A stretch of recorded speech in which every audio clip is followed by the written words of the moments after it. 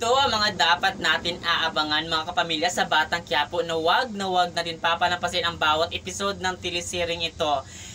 Plano talaga ni Olga na utusan yung kakilala niya sa kulungan kung sino ang makapatay dito kay Tanggol ay bibigyan niya ng malaking pabuya. Ganun yung malaking galit niya dito kay Tanggol kasi alam naman natin na itong si Tanggol ay bunga lang ng pagkakasala ni Ramon kay Olga. Kaya yan ang abangan natin kung talagang matuluyan nga ba talaga itong si Tanggol sa kamay ng mga taong sumusunod lang sa utos ni Olga. Kaya yan ang aabangan natin mga kapamilya kasi itong si Tanggol talaga, handa na siya na pagbayaran yung kasalanan, hindi naman siya ang may gawa. Pero gagawin niya ito para sa mga tao talaga na mahal niya sa buhay, na hindi talaga niya bibiguin ito, na papatunayan na handa niyang tanggapin lahat kung ano yung kaparasuhan sa kulungan. Pero ito ang ginawa talaga ni Olga, nagplano na ito na patayin itong si Tanggol. Paano mapatunayan ni Tanggol na inosente siya kung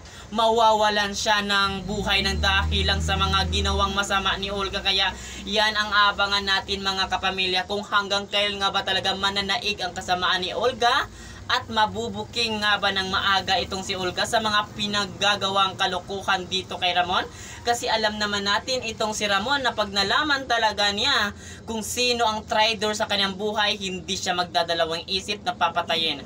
Kung malaman talaga ni Ramon ang lahat ng mga pinakatatagong lihim ni David at Olga, at yan ang pinakahihintay natin na mangyari, na tatapusin ni Ramon ang kasamaan na gagawin ni Olga. Pati ito si David talaga ay hindi rin talaga magdadalawang isip na papatayin ng Ramon na ito, na malaking sindikato na ama ni Tanggol. Kaya ang lahat ng ito kapamilya ay papanoorin natin palagi dito sa Batang Quiapo.